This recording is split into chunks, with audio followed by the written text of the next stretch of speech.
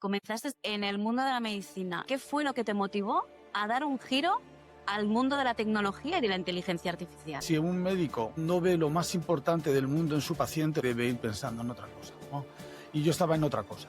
Más importante es la sabiduría que el conocimiento. ¿Crees que hay mucha ignorancia de la sociedad, de todo el impacto, de todo lo que puede generar la IA en nuestra vida cotidiana? En farmacología, pues tendremos fármacos en mucho menos tiempo y a mucho menor coste. Nosotros seremos aquello que las personas necesiten en el futuro una vez que la tecnología les resuelva esos problemas de salud. ¿Se ha sacado suficiente provecho de esos datos? En absoluto. La que más datos provee, pero utiliza solamente el 5% de los datos. Dejas que la tecnología sea la que te fascine. Te haces un poco más tonto cada día, ¿no? Yo veo mucha autocomplacencia disfrazado de grandes ideas. Bienvenidos, bienvenidas a un nuevo episodio de Side Diálogos. Hoy tenemos el placer de tener con nosotras Rafael Areces, médico de formación, quien pasó más de 20 años en un quirófano, pero decidió darle un giro interesante a su carrera, adentrándose en el mundo de la tecnología y más específicamente en la inteligencia artificial. Con estudios en el MIT y Harvard Business School, Rafael es un referente en el sector de la salud y la tecnología. Ha publicado su segundo libro, que se llama La Revolución Silenciosa de la Inteligencia Artificial, donde también nos va a compartir tips, cuál es la estrategia y además cuál es el impacto positivo que está viendo en los distintos sectores del mundo.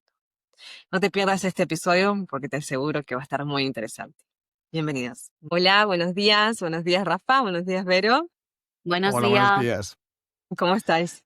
Pues muy bien y encantado de que me tengáis aquí con vosotras. No, muchísimas gracias Gracias. a ti. Gracias a ti, Rafa. Tienes un perfil, una carrera tan interesante, Rafa, y la verdad que has dado un vuelco tan grande en tu carrera que dije, es una carrera digna de ser contada y también, ¿por qué no?, de inspirar y de motivar a otras personas, ¿no?, que están en tu mismo sector. Ya lo comenté en la intro, pero bueno, tú has estado más de 20 años haciendo cirugías, eres médico, y luego has decidido cambiar el tema de tecnología y has estado dando un montón de charlas, educando, inspirando a gente en este sector. Así que realmente es un placer tenerte con nosotras, Rafa. Estoy muy contenta de tenerte. Nos conocimos en un curso en el MIT, me acuerdo, en un programa, hace ya un poco de años, como que fue ayer. Y la verdad que siempre fue como un clic que hicimos y eres una persona tan interesante, tanto en el aporte personal como profesional. Así que creo que va a ser muy, muy guay tenerte con nosotros. Así que muchísimas gracias nuevamente.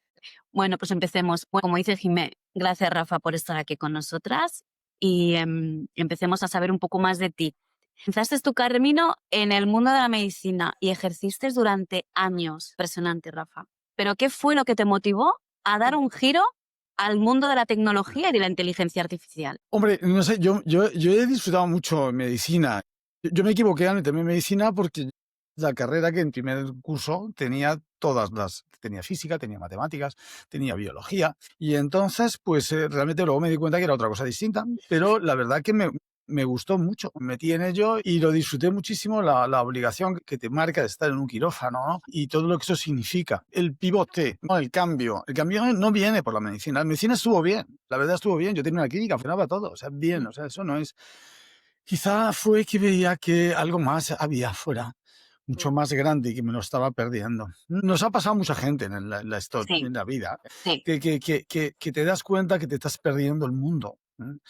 Y llegó un momento en que si un médico no ve lo más importante del mundo en su paciente, en lo que está haciendo en ese momento, yo creo que debe ir pensando en otra cosa, ¿no? Y yo estaba en otra cosa. Entonces, pues el planteamiento fue como lo hago, ¿no? Pero la decisión estaba clara, ¿no? Ya desde hacía años. Y fue la otra cosa lo que me llevó allí, o sea, no dónde estaba. Y realmente creo que, y lo digo a favor de todos los médicos y todos los cirujanos, que es una profesión preciosa en la cual tienes la retribución inmediata de la satisfacción de la gente que curas. Es maravilloso. Fue por otra cosa distinta, por algo más que te llama. ¿Y cómo viviste esa transición, Rafa? Entiendo que no fue, que fue algo más planeado, entonces, o que tú ya venías pensando, aquí no es donde me veo yo en un futuro. O sea, ¿cómo viviste esa transición? Yo me veía trabajando en medicina, incluso no retirándome, siguiendo mucho más Sí, años. No lo sufría en ningún momento. Es un híbrido de ambas cosas, ¿no? ya, ya, Por una ya, ya. parte es una decisión firme, que te das cuenta que esto ¿Y qué aprendizajes de esa etapa, Rafa, como médico, todavía a día de hoy aplicas en tus proyectos más tecnológicos y estratégicos? Sí, básicamente el diagnóstico. Yo creo que hay que diagnosticar. Ahora estamos con varias compañías de software y Ujú, entonces pues todo el mundo se mete a todo, ¿no? Porque ha vivido. Nosotros hemos estado en el mundo real. Has claro. tratado con tus manos las cosas. Y Bueno, sabes lo que funciona, lo que no funciona. Y si no funciona, no le metas a la gente en ese tipo de líos. Entonces, ahora mismo meterte por ejemplo, en agentes donde estamos trabajando, agentes de IA, que fallan en un 96%. Hoy, dentro de unos meses ya no, fallan menos. Pero no metas a la gente en gastos, en cosas que no pueden, que no van a funcionar Mm, como le estás diciendo. no. Quizá la fiabilidad del diagnóstico médico quizás sea de las cosas más directas que hoy veo en desarrollo de software. Yo entiendo también, Rafa, que la formación continua es súper importante, ¿no? Cursos que habrás hecho como en el MIT, en Harvard Business School, ¿no? ¿Qué papel ha jugado esa formación continua en tu evolución? Bueno, eso también lo podría contestar Jimena, ¿no? Porque ha estado en ello. Yo he estado toda la vida en esto. No me veían en casa porque todos los fines de semana durante años estaba donde yo creo que tenía que estar, ¿no? Ya. Toda la semana estaba trabajando. ¿Qué ha tenido que ver? Pues la base del conocimiento, la base de la estructura y conocer gente, que realmente es muy interesante. Pero si te digo la verdad, ahora mismo yo no haría eso porque el conocimiento es cada vez más barato y lo tienes más cerca. Ujú. Y creo que ahora mismo más importante es la sabiduría que el conocimiento. Es Ah, decir, enfrentar cosas contrarias una contra otra en el mismo espacio, ¿no? Y por lo tanto, esa cantidad de información que nosotros conseguíamos, Jimena, y que veíamos que nos formaban y demás, pues quitando la parte práctica en la cual discutíamos o debatíamos con los compañeros, creo que todo eso es asequible directamente, mucho más fácil desde tu casa hoy. Y lo puedes integrar y lo puedes complementar y lo puedes debatir con las herramientas que hoy tenemos y el mundo en el que hoy estamos. No haría la misma trayectoria ahora, pero sí la hubiese hecho si estaba allí donde estaba, que fue donde la hice, ¿no? es que hay una gran diferencia, ha habido una evolución tan grande en temas de formación que yo creo que cuando hicimos este programa, bueno, y todos los que hemos hecho, obviamente tú mucho más en tu carrera, AFA, creo que la accesibilidad no era tanto como la que tenemos hoy en día, ¿no? Gracias a Mm. la IA o a todos Bueno, los recursos que hay online, puedes autoformar. O sea, si eres una persona autodidáctica, creo que puedes acceder ujú, mucho más fácil y puedes hacer ese A/B testing, ¿no? Es decir, miro este tema, absolutamente. prueba, error, porque te resulta mejor y que puedes aplicar. Estoy de todo de acuerdo. Rafa, estaba chusmeando tu página web, que luego la compartiremos con la audiencia. Has escrito ya 2 libros. Me contabas antes que estás escribiendo el tercero. Tienes el objetivo de uno por año, lo cual me parece un desafío total, pero habla muy bien de ti. No, al principio que te preguntabas, Vero, cómo ha sido esta transición, este cambio, ¿no? Pero creo que habla mucho de tu personalidad, de que te gustan esos challenges, ¿no? Esos desafíos, Mm. porque yo también conozco mucha gente en el sector de la medicina y que lo ha hecho toda su vida y que nunca se le ocurriría cambiar de sector. También los hay como tú, pero sí que creo que es una parte extra de tu personalidad, de eso que te gustan los cambios, la adrenalina, me imagino, los desafíos. Creo que también tienes la cabeza para eso, ¿no? Como que tu cabeza también te debe pedir, ¿no? Esto de aliméntame. El hecho de también escribir libros creo que es un desafío muy grande, es trabajando el cerebro continuamente, ¿no? La cabeza. Está el volumen de información y está la cantidad de cosas que quieres expresar, que tienes que darles forma, la das en las conferencias, la das en los libros, le das cuando vas fuera y debates, no solamente ves lo que tú recibes, sino lo que tú aportas y debates. A mí me ayudan a reflexionar, a ver cuáles son las ideas importantes. Las veo cuando hablo a la gente en un auditorio Sí. y entonces veo en sus caras qué es lo que realmente tiene impacto o no lo tiene.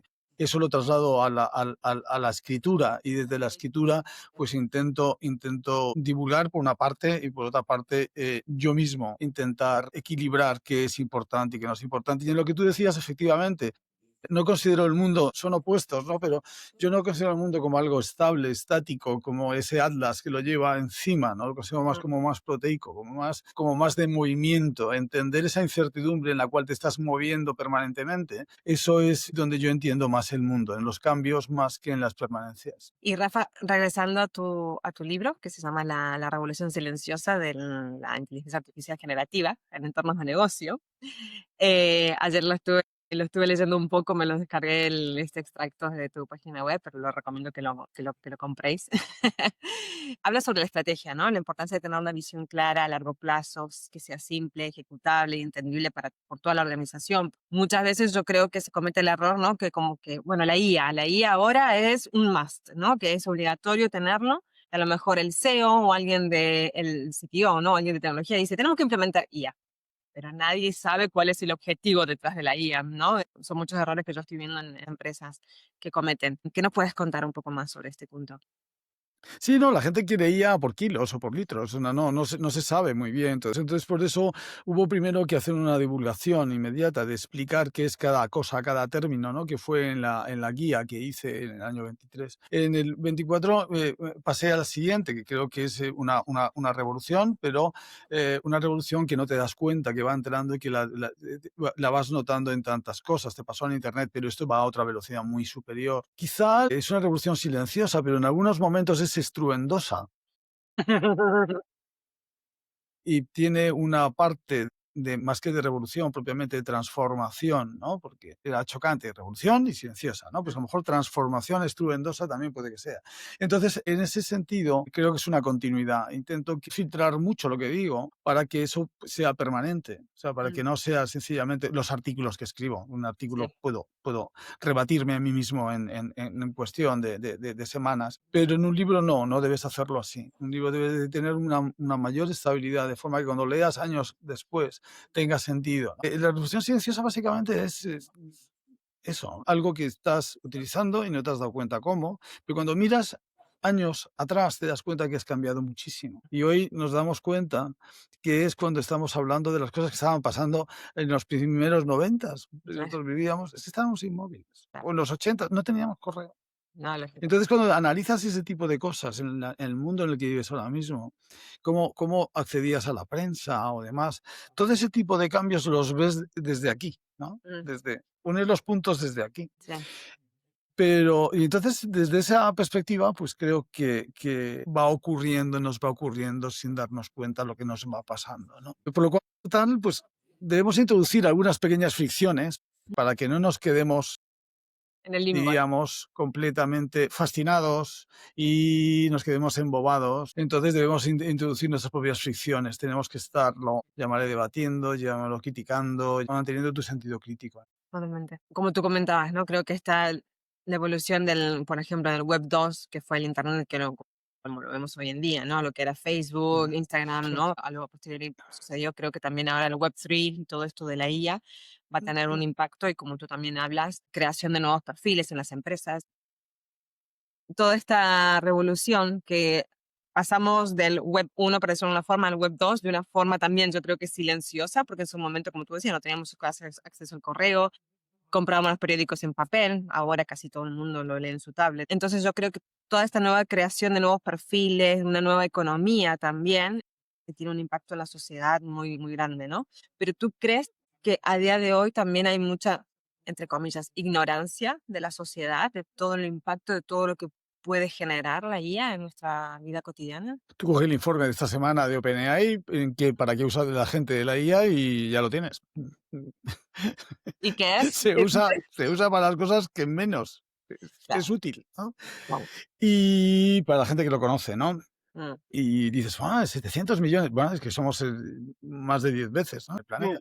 Creo que hay miedos, lo cual el mm. miedo no es malo, el miedo te ayuda a no hacer demasiadas tonterías. O lo que hay es un desconocimiento y te diría quizá, vamos a llevarlo quizá por otro terreno, hay una especie como de precaución de no lo hagas, no vayas, esto es malo y demás. Pero yo creo que al fin y al cabo eso no es prudencia, eso es complacencia disfrazada.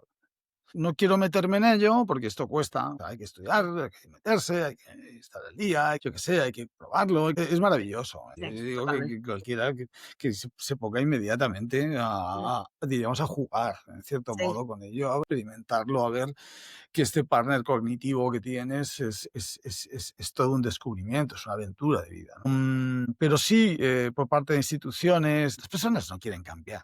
su trabajo, sus cosas, que quieren quedarse ahí, porque llegas a un grado de comodidad, ¿no? Y entonces esto te hace que tengas que cambiar. El mundo está cambiando y a mucha mayor velocidad. Y si no te van a hacer cambiar, pero no desde trabajo geoestratégicamente está ocurriendo en el mundo Sí, entero y Europa estamos en el centro, o sea que sí. realmente Ah, te van a hacer cambiar.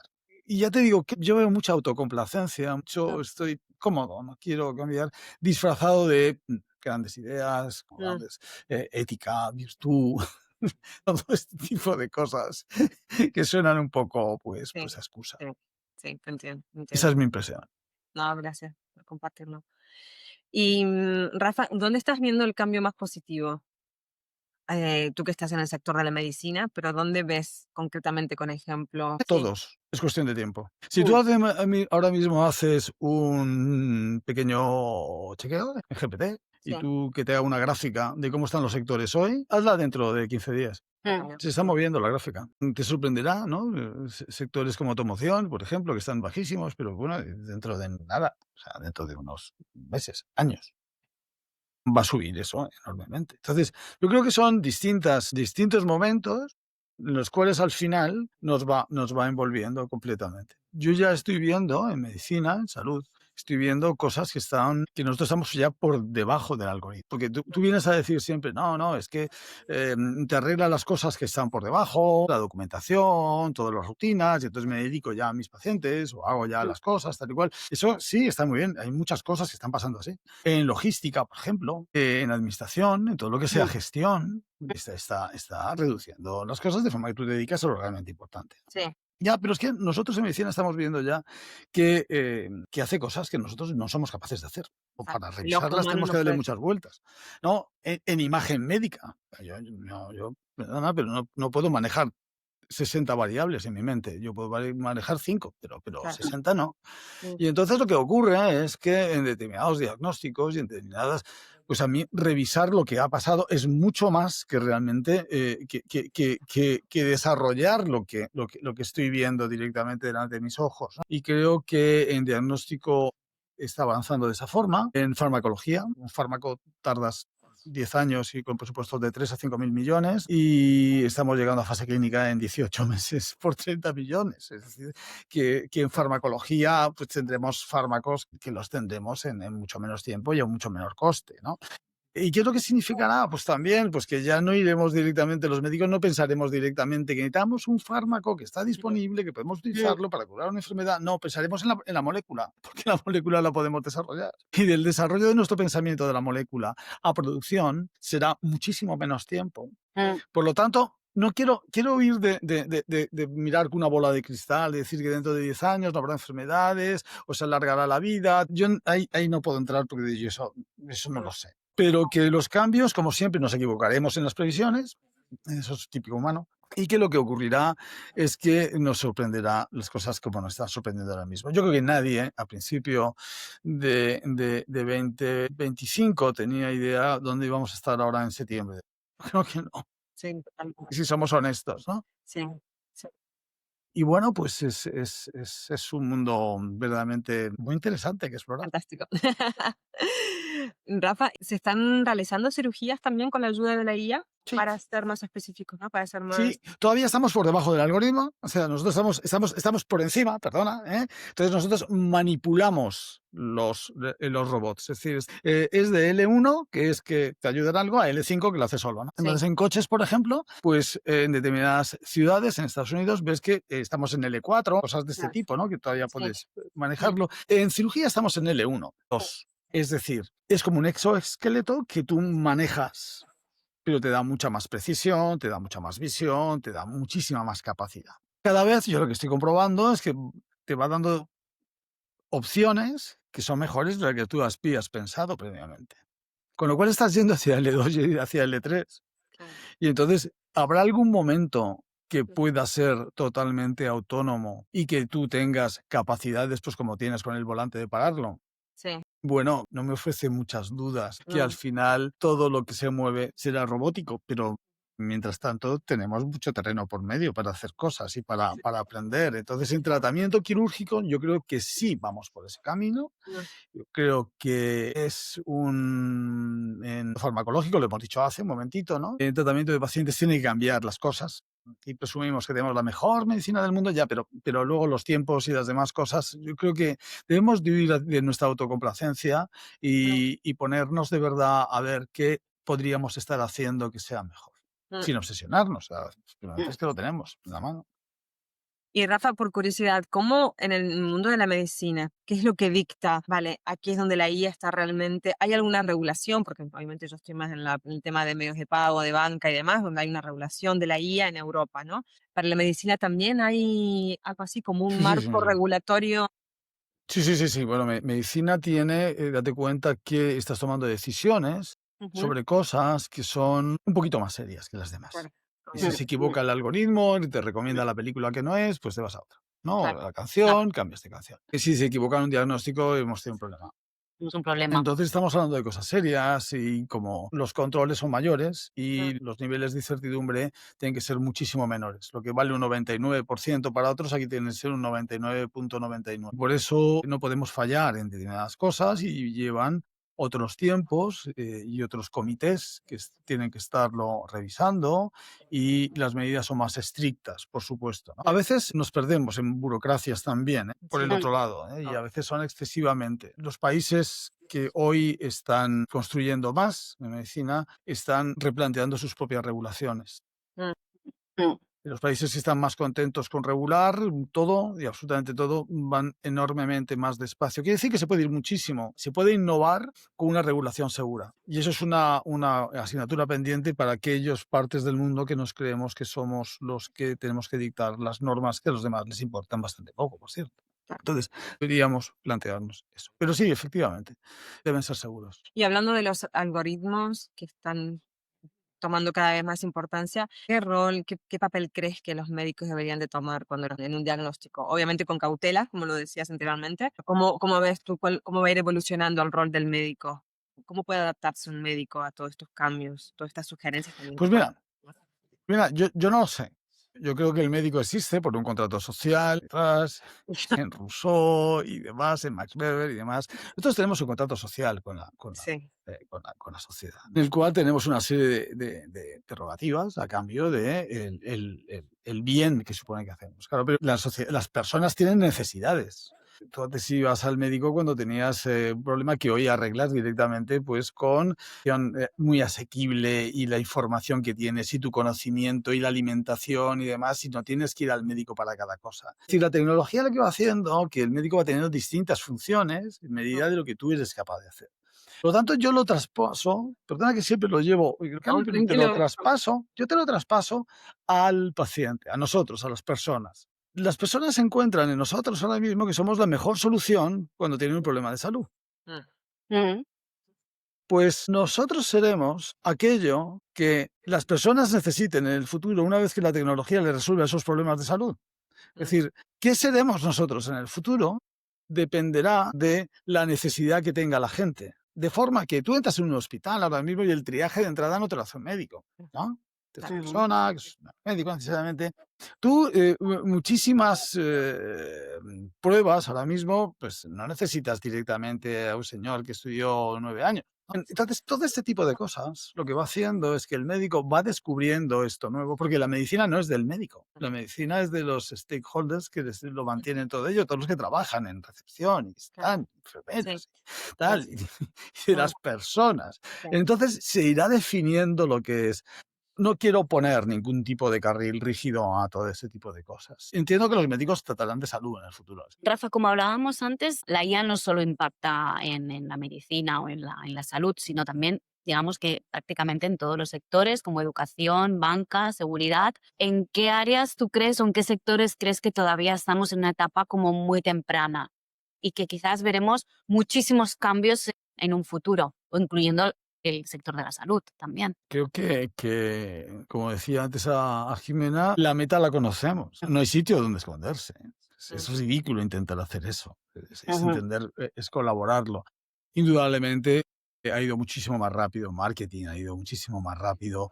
No esperamos en desarrollo, la velocidad de desarrollo. Que me diga que estaba esperando esto en desarrollo de software, se lo está Miente. inventando. El desarrollador del mundo. En matemáticas tampoco lo esperábamos porque hay una parte creativa, pero es que esa parte creativa se está haciendo. Yo creo que hay una parte particular. Vamos a ver, efectivamente, en abogacía, en jurídico, va más lento, en medicina va más lento. Es decir, lleva distintas velocidades, pero Ujú, con un final conocido, ¿no? claro. Quizá hay algo, esta es una opinión absolutamente personal, no la leo ni la veo en ningún sitio. Creo que el arte relata cómo haces las cosas, los procesos propios. Es decir, cómo llegó a pintarse un Jackson Pollock, o sea, Ujú, o cómo llegó a Malevich a concebir eso.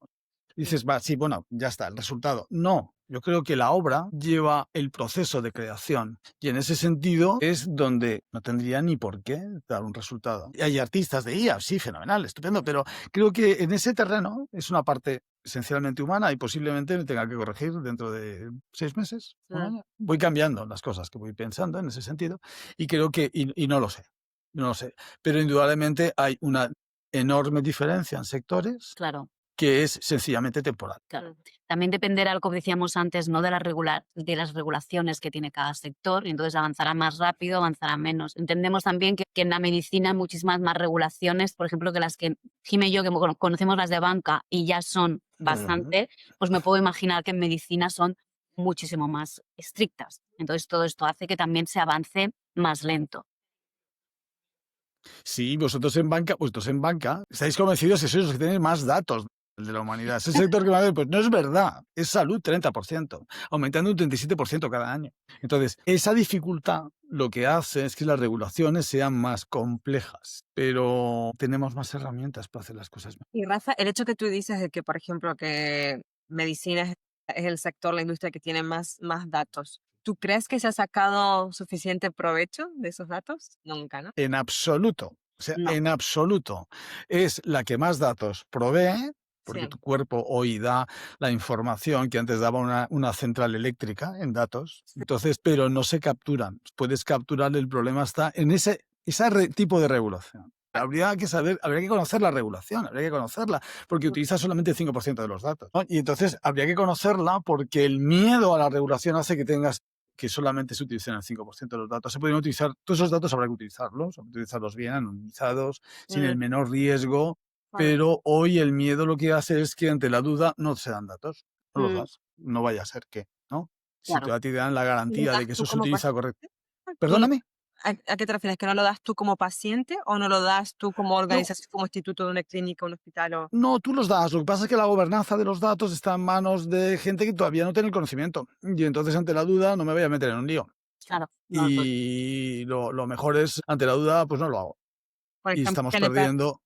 un GDPR. Podría volar. Hay enfermedades que podrían volar ahora mismo por el conocimiento que podíamos tener y el acceso que podíamos tener, y tenemos un retraso tremendo. Sí, por eso te digo que muchas veces cuando hablamos de el miedo que da esa tecnología, que efectivamente tiene unos riesgos brutales, Ujú, cuidado, o lo mismo los ujú, agentes que ujú. no necesitan que tú estés validando cada paso y cómo puede entrar la ciberseguridad por ahí, ¿eh? Sí, Y los riesgos que puedes tener y los riesgos fake. O sea, una imagen, esta imagen ahora mismo mía, podría ser un avatar y sí, puede ser sí, yo os he totalmente. puesto aquí. ¿Y qué quiere decir? Que la imagen ya no es prueba de realidad. Ujú. Entonces, quiere decir que no es fácil, que eso tiene sus riesgos. Pero yo creo que aun teniendo estos riesgos, el mayor riesgo es no utilizar las capacidades que tenemos ahora mismo para arreglar esos problemas. Y Rafa, si tuvieras que dar un consejo a jóvenes profesionales que quieren trabajar en IA o quieren entrar en este mundo, pero no vienen de un perfil técnico, ¿no? Ah, ¿Qué les recomendarías? pues que miren a los técnicos, pero no se fijen en lo que hacen con las manos,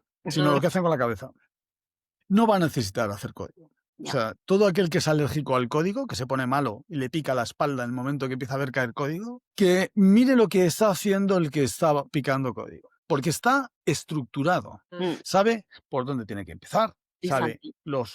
las herramientas que tiene que utilizar, sabe los ejemplos que tiene que poner, sabe qué objetivos tiene, pero él, o sea, el no técnico, tiene que pensar en eso. ¿Cómo resuelve los problemas? De forma racional, de forma estructurada, de forma que da resultados, no sencillamente confusión y opiniones, sino estructurar las cosas. Ujú, Pero no va a tener que picar código, no va a tener que saber la semiótica, el lenguaje.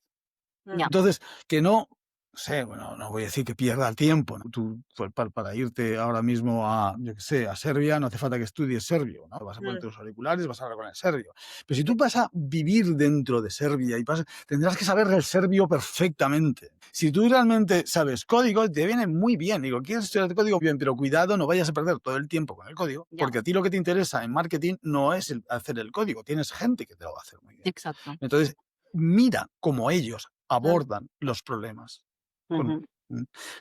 y lo que tú veas mm, que hacen, esa estructura, aplícala a lo que estás haciendo.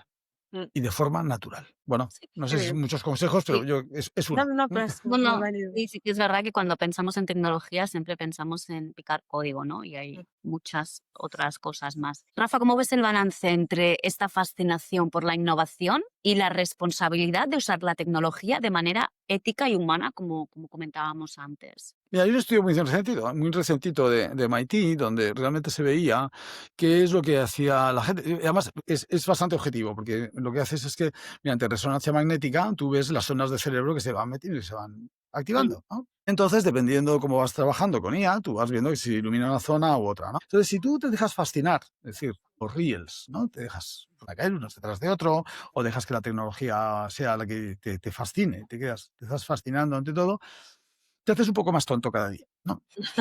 Esa es la realidad.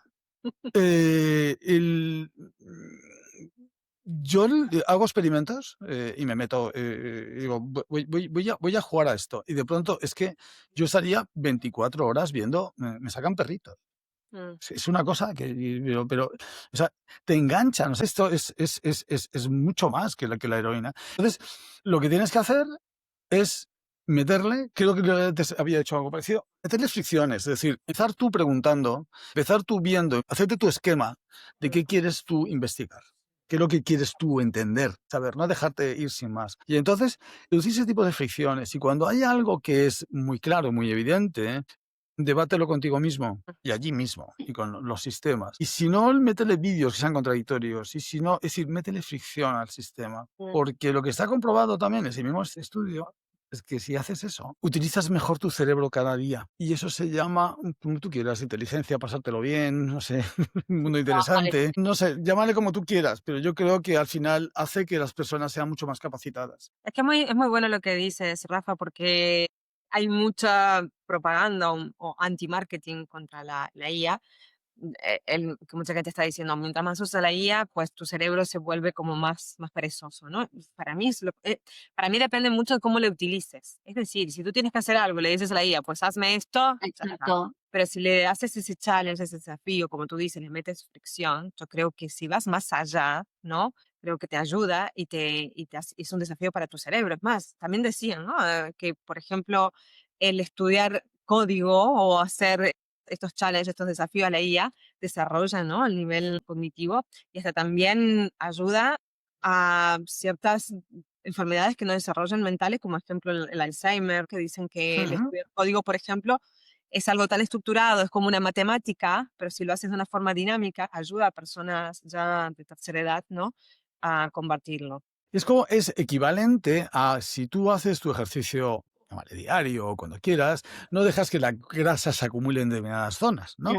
Mm, Pues mm, si tú haces ese tipo de ejercicio, no dejas que la amiloide se acumule en esas determinadas zonas. Entonces es algo parecido, en el Mm, sentido que todo aquello que tú estás ejercitando, al final te va a dar mucho mejor resultado que el hecho de que te lo den hecho. claro. Pero bueno, tienes que discernirlo. Ya te digo que hay algunos puntos en los cuales estamos viendo ya que es una parte de superinteligencia o de AGI, ¿no? En las cuales, pues, tienes que saber si eso lo dejas desarrollar solo, las otras partes si las desarrollas tú. Es decir, mm, es un juego que yo creo que si te hace mantenerte curioso es que estás yendo bien. está bien. Y si no, pues plantéatelo. Mm. Háztelo ver. Es decir, tú, por ejemplo, das muchas charlas, tú educas, no eres una persona muy activa en temas así, eventos sociales, para darlo a conocer más, ¿no? Y creo que lo dices en un idioma en el que todo el mundo lo puede entender. Rafael Areces, ¿cómo se forma? ¿Cómo se autocapacita? ¿No? ¿Cómo es tu día a día para mantenerte actualizado? Actualizado también, sí. Exacto, sí. Bueno, pues esto de hablar con vosotras clarifica cosas también, ¿eh? Mm. Entonces, quiero decirte que esto es una forma de formarse. No quiero decirlo así, voy a decir una cosa. Si tú quieres, puedes ver y analizar 100 artículos al día, si tú Mm, quieres. Todo es cómo lo abordas. Y de esos 100 artículos seguramente habrá 2 o 3 muy buenos, mm, que van a ser auténticos descubrimientos para ti en el día de hoy. mm, Tienes que explorarlos. Y en esa exploración sí yo hago un cribado. Igual que tampoco puedo verme 30 vídeos, pero hago un cribado en el cual estoy hablando con ellos hasta que me doy cuenta que tiene sentido seguir con el vídeo o no. En vez de aguantarme el rollo de 1 hora y media de alguien que me está contando una cosa de eso no sé qué, yo lo tengo en muy poquito tiempo, en el cual he debatido con ello, con ese vídeo. No te digo una sesión como esta, que es un debate, ¿no? Sino un señor que se pone con un keynote y está allí contándote una cosa de 1 hora y media. De eso, pues a lo mejor puedes extraer muy poquito o nada. O un debate que te puede llevar a algo más. Es decir, de libros, pues te estoy diciendo lo mismo. Es decir, todo lo que antes necesitabas, te diré, a lo mejor un proyecto de un año entero. No te digo carreras de 6 años, como fue la mía, sino todo esto lo puedes abordar, puedes hacer un plan estratégico y puedes tenerlo en un tiempo mucho menor, según lo que quieras abordar. Y creo que eso es lo que te hace que haya determinadas ideas que están muy incrustadas hoy en el mainstream de la sociedad, que ves que es que se está hablando de cosas que se descubrieron hace 2 años, cuando realmente lo que estamos viendo es que esas cosas se están resolviendo ya. Y sin embargo están ocurriendo otros problemas distintos que no aparecen en el mainstream. Entonces, por eso creo que la actualización es tan importante, porque muchas cosas están resueltas y hay mucho debate estéril que no vale para nada. Yo oigo las noticias, de verdad, oigo las noticias, las oigo en podcast, pero a ver qué ha pasado en el día hoy. Y eso es de lo que menos me quedo porque creo que estamos dándole vueltas al círculo en muchas mm. cosas. Y saben a nada, pero hay cosas muy interesantes todos los días, de verdad.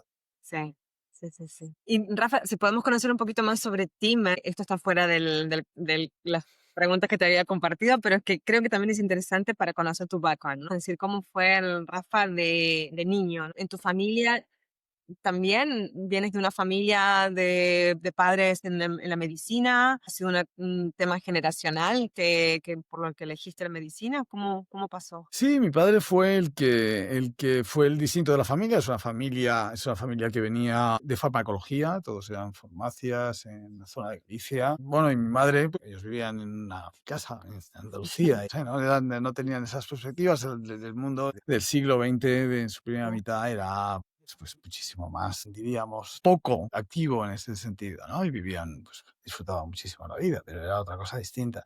Quizá mi padre fue el que se vino a Madrid, quizá el que se hizo médico, quizá el que hizo un poco los cambios y demás, ¿no? Y esas cosas pues te influyen en cierto modo, sobre todo cuando eres un niño y mi idea es que yo quería estudiar algo de ciencias, que tuviese que ver con las ciencias y al mismo tiempo desde un punto de vista humanista, si pudiese ser. No había una carrera de filosofía con ciencias, ¿sabes? Esto no existía, ¿no? Y entonces, pues a lo mejor entré en ese terreno, ¿no? Pero creo que mi padre me enseñó muchas cosas en un sentido y en el otro, ¿eh? En el sentido de las cosas, de lo que lleva a estar bien y cómodo en la sociedad. Y la gente diga, doctor, qué bien, tal. Sí, la parte de peligro de eso, quizá es lo que me enseñó a verlo también, ¿no? A verlo desde el otro lado. Y no sé, yo de niño, pues nada, niño que se forma casi en la calle jugando, ¿eh? Pero nosotros jugábamos en la calle, éramos familias de muchísimos niños, ¿no? Entonces jugábamos en la calle, era el barrio, era todo aquello, o sea, ese tipo de contacto directo, normal, ¿no? Y bueno, pues no sé, una serie de... Ahora reúno a mis compañeros después de muchos años, ¿no? Y hay cosas en común, por supuesto, pero también hay muchas distancias en muchas otras cosas, no sé, ¿no? Nos ha hecho, pero también nosotros hemos hecho cambios para que no pasasen exactamente las mismas cosas. ¿Y qué hago ahora? Pues no, ahora lo que hago es estudio, básicamente, que es lo que más me gusta en este mundo. Y sí estoy, y claro, me muevo, es lógico, es normal. Estoy aquí encantado con vosotras, tengo que irme ahora, voy a la compañía que tenemos en la Sierra de Madrid. Y bueno, pues ahí estaré con los chicos, que hicimos un congreso el fin de semana pasado. Y bueno, pues hablar con ellos. Sí, no sé, esto es parte de... Bueno, no te aburres, básicamente. No sé, dicen que sería bueno saber aburrirse. No lo he Sí, intentado todavía, pero bien, me lo marco como una de las próximas metas. A ver si, Hay tiempo a ver si para... aprendo a aburrirme. Que debe ser bueno haz un buen prompt. saber hacer ese tipo de cosas. Yo por el momento soy un analfabeto en eso. Bueno, yo creo que muchos. Bueno, y Rafa, para ir terminando, una ronda rápida para conocerte un poquito más, es algo más relajado, no nada técnico, por ejemplo, la primera pregunta que te hacemos es, ¿qué aplicación usas más en tu día a día?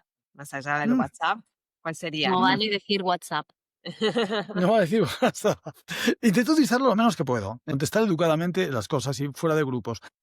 Yo creo que se acabó la época de que abres el Mac, abres el ordenador, miras el móvil, vives en ello.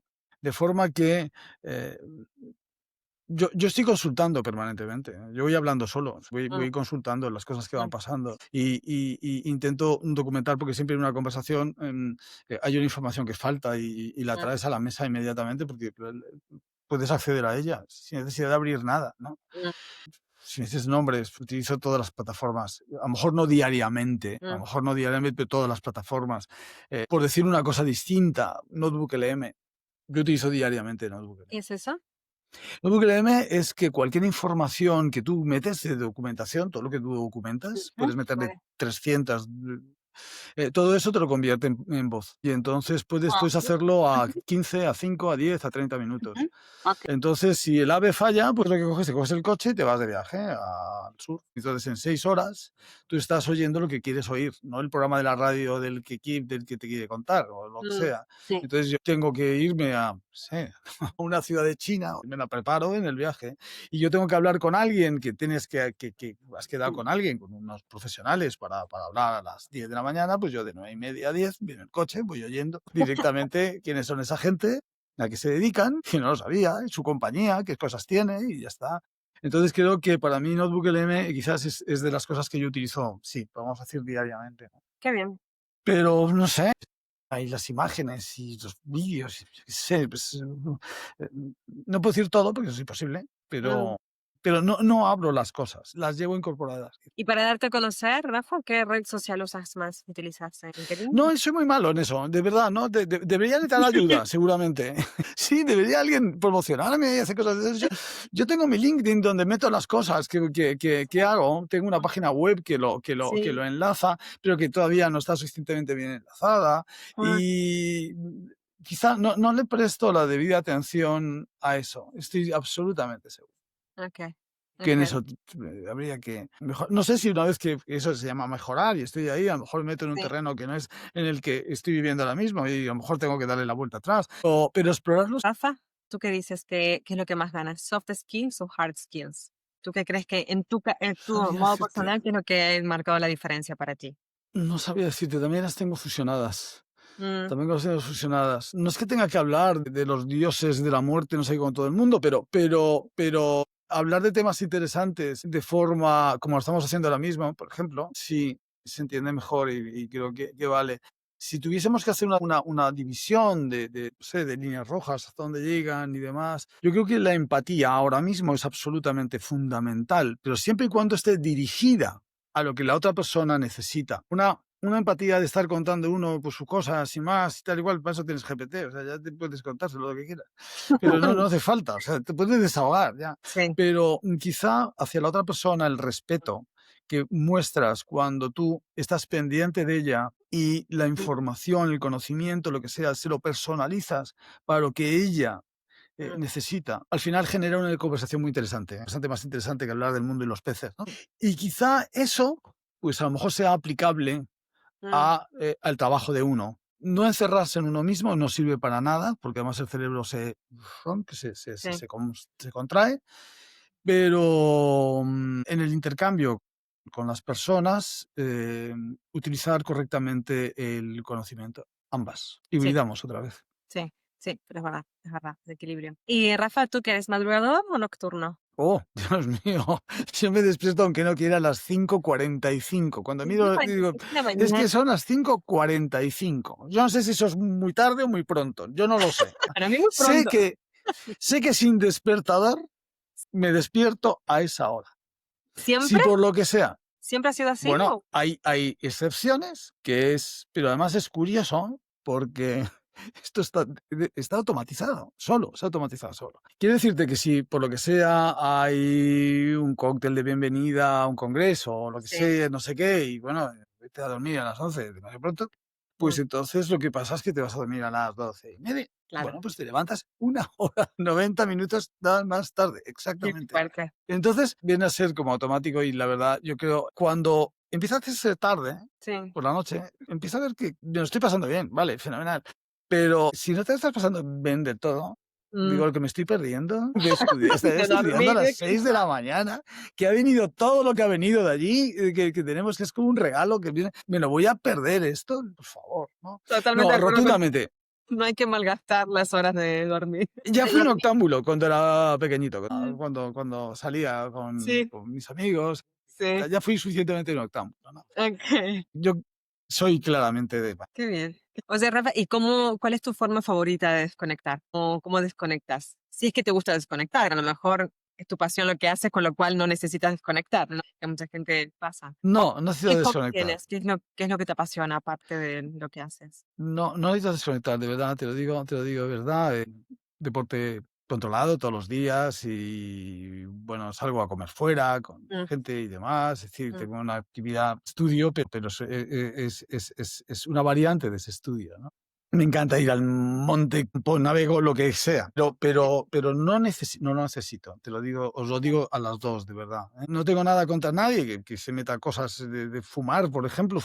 Sí. Con el aire me basta. No necesito más. Pues este sería el ejemplo. A mí me basta con esto Mm. suficientemente y si no lo tuviese, posiblemente lo echaría de menos y tendría que desconectar de otra cosa con esto. Y Rafa, ¿qué sigue para Rafa? ¿Un tercer libro? ¿Ya lo sabemos eso? Sí, no, a ver si me da tiempo a editarlo, pero no, hombre, ahora que estoy enormemente ilusionado Mm, es que yo durante medicina viajaba a los congresos y viajaba, pues bueno, lo que me permitía mi mm, trabajo. Ahora sí puedo viajar y ahora quizá el planteamiento, porque a todos nos gusta viajar, porque aprendes cosas, ves cosas. Ahora es que yo viajo en los dos sentidos. Me llaman para que enseñe cosas y sí, entonces yo aprendo enseñando. Y mm, entonces es la forma como yo debato. Ir a un sitio donde tú aportas y al mismo tiempo estás aprendiendo, para mí a esta velocidad y con tanta intensidad no lo había hecho nunca. Y por eso es la gran ilusión que tengo ahora mismo. sí, Creo que el mundo es un lugar que cada vez se convierte en un lugar más complejo. Entonces este año tengo planteado Asia y tengo, bueno, por razones digamos, de trabajo, sí, sí, compañía, sí, sí. son las Américas, tanto arriba como abajo, las Ok. dos. No tengo proyecto de Australia y África, ¿no? Ese no lo tengo porque este año. No, Pues no sí. lo tengo, no sé, a lo mejor hablamos en enero y ya está ahí, A ¿no? ver, Pero en este momento no tengo ese proyecto, pero me hace una enorme ilusión. mm, De verdad, el estar, yo viajaba para aprender y ahora aprendo de otra forma viajando. Y quizá este es para mí, y tratar con gente que realmente es muy interesante. No sé, la conversación que hemos tenido ahora mismo es muy interesante con vosotros. Y seguro que tenemos otra conversación y es igual de interesante con vosotros. Entonces, creo que eso es lo que a mí en este momento más me ilusiona, en es este muy punto que estoy. enriquecedor compartir experiencias o aprender de personas que son de culturas completamente Ah, distintas, ¿no? Es decir, una persona de Asia, obviamente que en Asia en general, ya de por sí son muy diferentes, un filipino de un japonés, obviamente, o un chino de una de Indonesia, ¿no? Pero es súper enriquecedor. Estoy yo completamente de acuerdo si no te contigo. hace ver las cosas de otra forma, viene un tifón precisamente ahora mismo, están viniendo de Filipinas a Mm, Hong Kong, ¿no? mm, Y, pues lo ves con gente que conoces de allí sí, y qué va a pasar cuando vuelvas, qué cosas había que ahora no hay. mm, Entonces, ese tipo de ver la realidad, quizá permitirme una palabra, solamente sobre una cosa por que he supuesto. estado pensando esta mañana. Estamos tan abrumados de información que Mm, estamos bloqueados. O sea, estamos ante cosas que no hemos visto nunca mm, en directo, mm, porque las ha habido. ¿No? Ha habido sí, hambrunas, no las hemos visto nunca en directo. Estamos viendo cosas en directo, estamos viendo medio guerras y guerras completas en directo, y estamos viendo tal cantidad de información tremenda y estamos bloqueados. Los mercados van igual, seguimos haciendo exactamente lo mismo que hacemos. Bien, vamos a ver si quiero estar allí. A lo mejor el tifón me lleva por de fuera, pero bueno, pero quiero estar allí. Yo quiero estar allí, no como un periodista. Sí, bueno, a lo mejor puede ser como un periodista de guerra, no, pero quiero estar ahí. O sea, quiero entender este mundo, quiero entenderlo y posiblemente lo que se puede entender desde casa, como lo habíamos dicho antes, puedes estudiar desde casa todo lo que quieras si es activo, sí. pero si es pasivo, todo esto lo que te hace es que no actúas nada. Y la propia autocomplacencia de la gente hace que no se actúa, es que no se actúa. Y yo creo que hay que entender el mundo y actuar. Yo creo que hay mucha gente que le gustaría actuar, pero no sabe cómo. Además, Ujú, mucha de gente que acuerdo. tiene miedo de las consecuencias, ¿no? O sea, lo está viendo Ujú. ahora, cuánta gente, o sea, un Jimmy Kimmel, ¿no? Que le han bloqueado, le han cancelado su show por hablar contra la política de falleció Kirk. Y yo creo que la gente tiene miedo, ¿no? A expresarse. Y estamos hablando de un Sí. Trump, estamos hablando de todo el conflicto que está sucediendo con Israel y Gaza, ¿no? Palestina, que la gente está como congelada, ¿no? Como frisada, como que tenemos toda esta información, lo cual obviamente que vemos cada día con el número de niños que están muriendo y demás, que tú dices, tanta impunidad, ¿no? ¿Qué está pasando? Pero, ¿qué haces, no? Si los que realmente tienen el control están detrás de todo esto o no, no sabemos. Ujú. Pero es eso, ¿no? Sí, pues tenemos que entender eso. Tenemos que entender eso y eso a lo mejor lo entendemos desde una visión multipolar, que no la bipolar en la cual estamos instalados, ¿no? Y a lo mejor eso es lo que... No lo sé, no lo digo desde un principio ético, para nada, te lo digo Ujú. desde un principio, como me habías preguntado, ¿qué te ilusiona ahora mismo? Pues en un mundo cada vez más complejo y cada vez más polarizado y con más crisis geoestratégicas, Sí, geopolíticas, yo creo que es una buena oportunidad de entender qué somos nosotros y qué pintamos aquí, ¿no? Y este es mi proyecto, básicamente, para el año que viene, a lo largo de este año, pero bueno, ya te digo que pueden cambiar tantas cosas. Muchísimas gracias, Rafa. Ha sido un gustazo hablar contigo. Vosotras, muchas Compartir tu gracias. tiempo y tu experiencia. Gracias.